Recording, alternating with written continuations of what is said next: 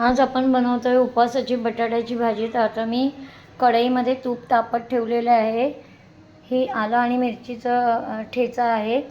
हे बटाटे आणि बटाट्यावरच मी मीठ घालून घेतलं आहे, कढीपत्ता, कोथिंबीर, शेंगदाण्याचं कूट आणि जिरं। आता भरपूर जिरं टाकणार आहे मी फोडणीमध्ये। पहा तूप जिरं टाकलं आहे फोडणीमध्ये। जिरं छान फुटत आलं की कढीपत्ता टाकणार आहे।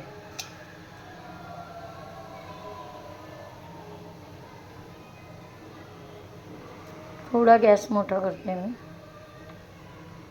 जिरं फुटलं की कढीपत्ता टाकणार आहे।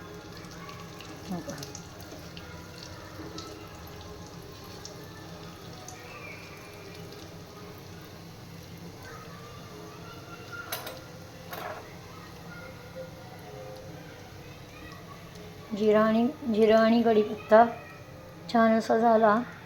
जिरं बघा छान असं लाल झालं आहे, फुललं आहे। आता मी गॅस स्लो करून त्याच्यामध्ये कोथिंबीर घालून घेते। फोडणीमध्ये कोथिंबीर खूप छान लागते। आणि आता आलं मिरचीची पेस्ट टाकून देणार। तर आलं मिरचीची पेस्ट जळू नये म्हणून मी त्यामध्ये आधीच कोथिंबीर टाकून घेतली। आपल्याला हवं तेवढं तिखट घालायचं आहे याच्यामध्ये। आलं मिरचीची पेस्ट तुम्ही जेवढं तिखट खाल तेवढं आलं मिरचीची पेस्ट टाकायची। या तिखटवाल्या मिरच्या नाही, साध्या हिरव्या मिरच्या असतात ना पोपटी रंगाचा, त्याचं मी बनवलेली आहे पेस्ट। अजून थोडीशी टाकते।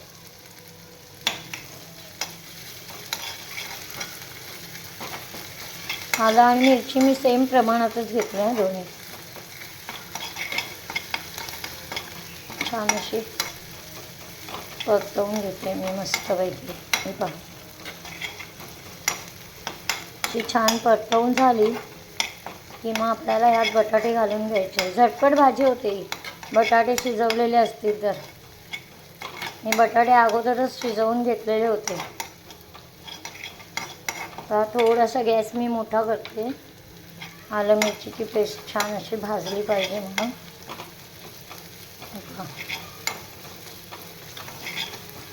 छान अशी खमंग भाजून घ्यायची मस्तपैकी।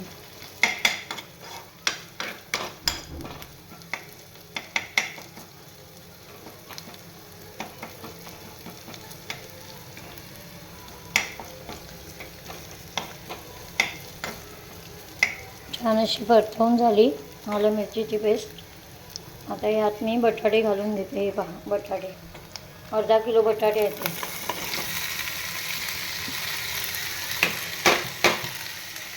एका हाताने करायचं आहे ना मला, म्हणून भांड्यांचा आवाज येतो। एका हातात मोबाईल पकडायचा असतो मला आणि एका हातामध्ये चमचा पकडून सगळं दाखवायचं असतं। हे जरा छान असं तुपावर बटाटे परतवून घेते मी, म्हणजे मीठ पण लागेल आणि सगळं मसाला पण लागेल याच्यामध्ये। मिरचीचा ठेचा आणि आल्याचा ठेचा या बटाट्यानं मस्तपैकी, आणि तूप पण छान असं मिळून येईल। परत छान असं जिरं सगळ्या बटाट्याला लागेल, छान लागतं असं। हे पहा मस्त दिसतंय ना छानपैकी।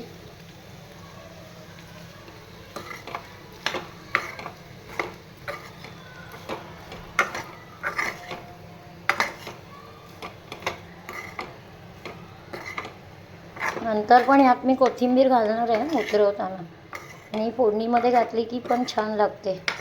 एकदा अशी भाजी बनवून बघा फोडणीमध्ये कोथिंबीर टाकून, छान लागते मस्तपैकी।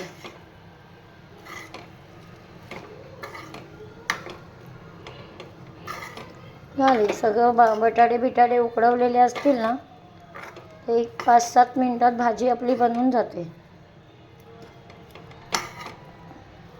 आज महाशिवरात्री स्पेशल ही भाजी बनवलेली आहे। ह्याच्यात हळद नाही का, महाशिवरात्रीच्या भाजीमध्ये हळद आणि येत नाही, अशीच पांढरी भाजी असते। आता ह्याच्यामध्ये मी शेंगदाण्याचं कूट घालून घेणार आहे। छान असे बटाटे परतवून घेते आणि शेंगदाण्याचं कूट घालून मी पण परत परतवून घेणार आहे। छान परतली जाते भाजी. पहा मस्तपैकी.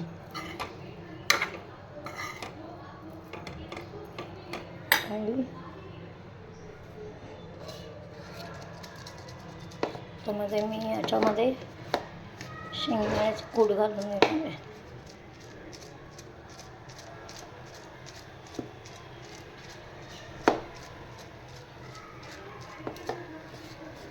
थोडंसं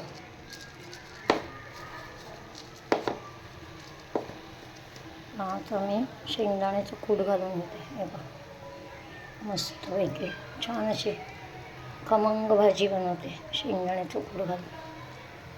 भरपूर शेंगदाण्याचं कूट घालायचं. बघायचं सगळ्या बटाट्यांना लागलं आहे काय बघायचं.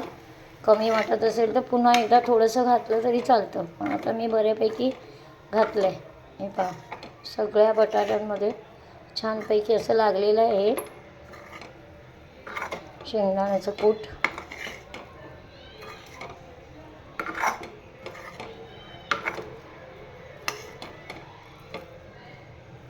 हे 2 मिनटं मी अशीच ठेवणार आहे. तर कोथिंबीर घालून घेणार आहे.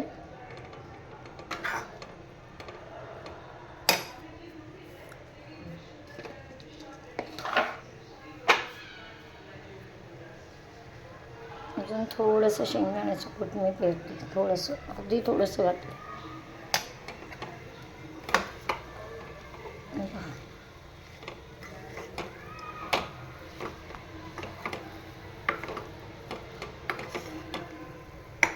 मस्त लागते ही अशीच भाजी खायला पण छान लागते उपवासासाठी. अशीच उपवासाला पण आपण खाऊ शकतो. ज्या दिवशी आपला उपवास असेल ना त्या दिवशी आपण अशी बटाट्याची भाजी आणि राजगिऱ्याच्या पुऱ्या बनवा किंवा पराठे बनवा राजगिऱ्याच्या पिठाचे, एखादा बटाटा टाकून त्यात, आणि त्याच्याबरोबर पण ही छान लागते भाजी. पुरीबरोबर पराठ्याबरोबर. पहा मस्त आता आपली भाजी रेडी झालेली आहे. आता कोथिंबीर टाकणार तर आपली भाजी झाली रेडी. हे पहा मस्तपैकी. हे पहा मस्त आणि आपली भाजी रेडी झालेली आहे. तर कोणाकोणाला आवडली ती सांगा आणि आमचं चॅनल सबस्क्राईब करा, बेल आयकॉन दाबा, शेअर करा आणि रेसिपी आवडली असेल तर कमेंट्स करा. नाही आवडली असेल तरी पण कमेंट्स करा, पण तुमच्या कमेंट्स आम्हाला हव्या आहेत. हे पहा आपली भाजी आता रेडी झाली आहे. आता मी गॅस बंद करते आहे. भेटू नंतरच्या व्हिडिओमध्ये आपण.